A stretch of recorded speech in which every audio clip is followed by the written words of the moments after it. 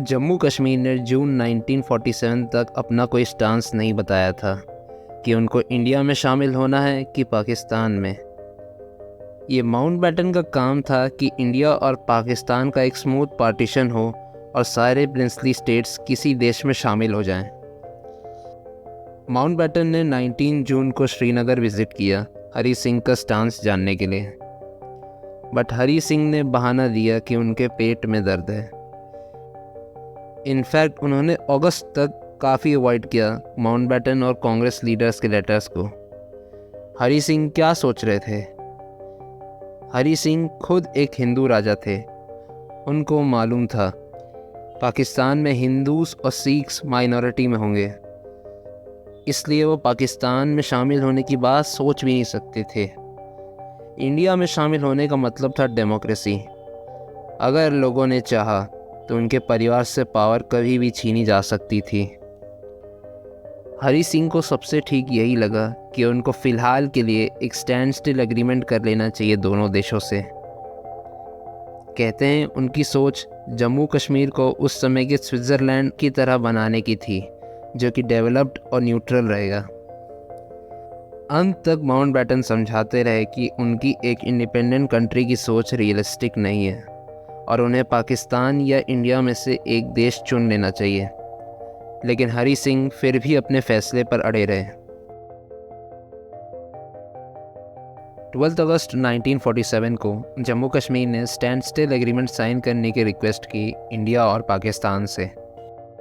British सरकार ने एक ऑप्शन दिया था सारे प्रिंसली स्टेट्स को कि वो एक स्टैंड स्टिल एग्रीमेंट कर सकते हैं, जिसका मतलब था जो भी प्री एग्जिस्टिंग ट्रीटीज़ और एडमिनिस्ट्रेटिव अरेंजमेंट्स ब्रिटिशर्स के साथ थी वही इंडिया और पाकिस्तान के साथ वैलिड रहेगी।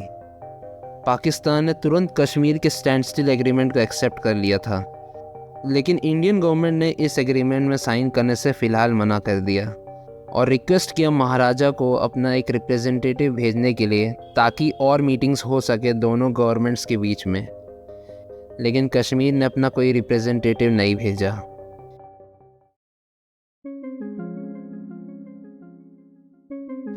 ये इंटरेस्टिंग बात है कि सरदार वल्लभ भाई पटेल खुद कुछ खास इंटरेस्टेड नहीं थे इस समय जम्मू कश्मीर को भारत का हिस्सा बनाने के लिए, और मैं समझ सकता हूँ कि उनकी ऐसी सोच क्यों थी। उनका फोकस इस समय जूनागढ़ और हैदराबाद में था, जिन्होंने अभी तक इंडिया के इंस्ट्रूमेंट ऑफ एक्सेशन में साइन नहीं किया था, और कश्मीर जियोग्राफिकली और कल्चरली इंडिया से बहुत अलग था। कुछ राइटर्स ये भी बोलते हैं कि अगर इस समय कश्मीर पाकिस्तान में शामिल हो जाता तो उनको कुछ खास दिक्कत नहीं होती, बट जैसे ही सिचुएशंस बदले पटेल ने भी अपना स्टांस बदल लिया। नेहरू शुरू से ही चाहते थे कि कश्मीर भारत का हिस्सा बने। नेहरू कश्मीर से थे और खुद एक कश्मीरी पंडित थे। इसके लिए नेहरू ने गांधी से रिक्वेस्ट किया कि वो कश्मीर विज़िट करें। अगस्त के पहले हफ्ते में गांधी ने 3 दिन श्रीनगर में बिताए और 1 दिन जम्मू में। गांधी ने हालांकि ये नहीं कहा लोगों से कि कश्मीर को भारत में आना चाहिए और क्लेम किया कि उनकी विज़िट पॉलिटिकल नहीं थी। गांधी नेहरू चाहते थे कि कश्मीर भारत में शामिल हो जाए, क्योंकि ये एक एग्जाम्पल सेट करता पूरी दुनिया में कि हिंदू मुस्लिम यूनिटी एग्जिस्ट कर सकती थी एक स्ट्रॉन्ग डेमोक्रेटिक और सेक्युलर वैल्यूज़ के साथ।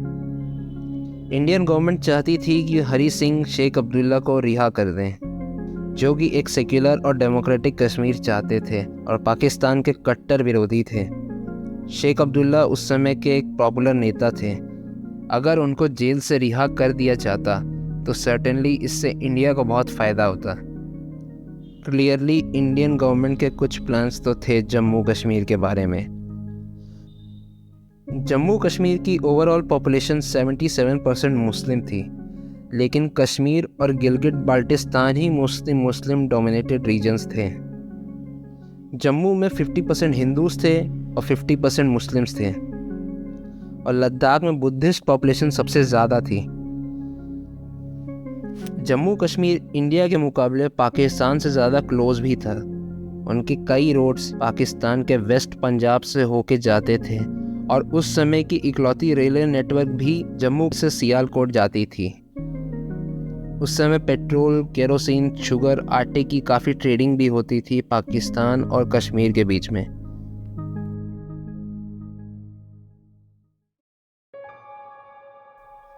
जिन्ना एक्सपेक्ट कर रहे थे कि जम्मू कश्मीर बाद में ईज़िली पाकिस्तान में शामिल हो जाएगा, बट रियलिटी ये थी कि हरी सिंह जिन्ना को बिल्कुल पसंद नहीं करते थे और वो पाकिस्तान में कभी शामिल नहीं होने वाले थे।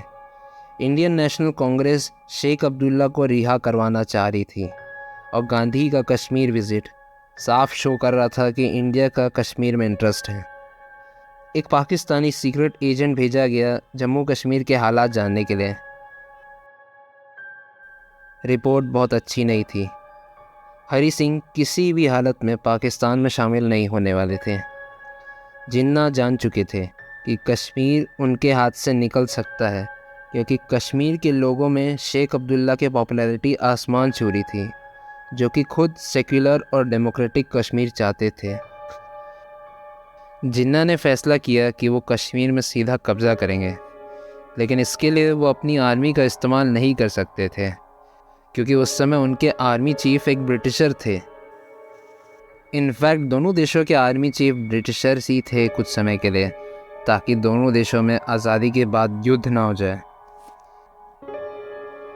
12 सितंबर को जिन्ना और पाकिस्तान के प्राइम मिनिस्टर लियाकत अली खान ने एक सीक्रेट मीटिंग की, जिसमें उन्होंने प्लान्स तैयार किए कि कैसे और कितने दिनों में श्रीनगर पाकिस्तान की मुट्ठी में होगा। पाकिस्तान ने फैसला किया कि वो इसके लिए एक कबायली सेना खड़ी करेंगे। ये लोग ज़्यादातर पाकिस्तान के नॉर्थ रीजन, मोस्टली पश्तून्स और वज़ीरिस्तान के ट्राइबल लोग थे, जिसमें पाकिस्तान के आर्मी के लोग भी शामिल थे। इन्हें पूरे कश्मीर पर इस्लामिक शासन लाने का हुक्म मिला था। पाकिस्तान के सीनियर ऑफिसर अकबर खान इस मिशन के हेड होंगे। सारी चीज़ें एकदम टॉप सीक्रेट थी। ये ऑपरेशन की जानकारी वहाँ के पॉलिटिशियंस, सिविल सर्वेंट्स और ब्रिटिशर्स को बिल्कुल नहीं थी। इनफैक्ट पाकिस्तान के आर्मी चीफ फ्रैंक वॉल्टर मसर्वी को इसी समय इंग्लैंड भेजा गया था कुछ मामूली हथियार लेने के लिए। आप समझ ही गए होंगे, उनको इस पूरी पिक्चर से बाहर रखा जाने वाला था। रेगुलर हिट एंड रन्स और इंसर्जेंसी चालू हो चुकी थी कश्मीर और पूंछ रीजन में, और पाकिस्तान ने इकोनॉमिक ब्लॉकेड भी शुरू कर दिया था, which was a clear cut violation of standstill agreement. Hari Singh बहुत ही नाखुश थे पाकिस्तान से, बट ये तो सिर्फ शुरुआत थी। 20 लश्कर तैयार किए गए, जिसमें हर एक लश्कर में 1000 सैनिक थे। 10 लश्कर कश्मीर वैली में अटैक करेंगे, जिसमें अबोटाबाद उनका लॉन्चिंग पॉइंट रहेगा। 22 अक्टूबर को पाकिस्तानी ट्राइबल आर्मी ने ट्रकों और लॉरियों में बैठकर बॉर्डर पार किया और मुजफ्फराबाद पर हमला कर दिया। कबायलियों ने मुजफ्फराबाद के मार्केट्स और घरों को खूब लूटा और कई हिंदूस और सिख्स मौत के घाट उतार दिए गए। नेहरू और पटेल बहुत ही नाखुश थे इस पाकिस्तानी एग्रेशन के, और वो चाहते थे कि इंडियन आर्मी तुरंत इंटरवीन करे। लेकिन माउंटबेटन ने कहा कि इंडिया के पास कोई मोरल राइट ही नहीं है जम्मू कश्मीर में अपनी आर्मी भेजने का, क्योंकि जम्मू कश्मीर भारत का हिस्सा है ही नहीं। मुजफ्फराबाद के बाद दोमेल को घेर लिया गया और 23 अक्टूबर को ये आर्मी उरी तक पहुंच गई। उरी से श्रीनगर की दूरी सिर्फ 100 किलोमीटर थी। सिचुएशन बद से बदतर तब हुई जब हरी सिंह की आर्मी के 50 से 60% मुस्लिम सैनिकों ने राजा का साथ छोड़कर पाकिस्तानी ट्राइबल आर्मी से मिल गई। हरी सिंह के पास अब एक ही ऑप्शन था, भारत ही उनकी मदद कर सकता था। हरी सिंह ने तुरंत एक SOS मैसेज भेजा दिल्ली में, लेकिन क्या हरी सिंह ने अब बहुत देर तो नहीं कर दी? अगले 4 दिन जम्मू कश्मीर के इतिहास को हमेशा के लिए बदल कर रख देंगे। अगली वीडियो में हम इसी स्टोरी को कंटिन्यू करेंगे, इसलिए सब्सक्राइब करिए होल स्टोरी को और बेल आइकन दबाना ना भूलें। लाइक, शेयर और कमेंट करिए अगर आपको मेरा एफर्ट अच्छा लगा। Thanks for watching. जय हिंद।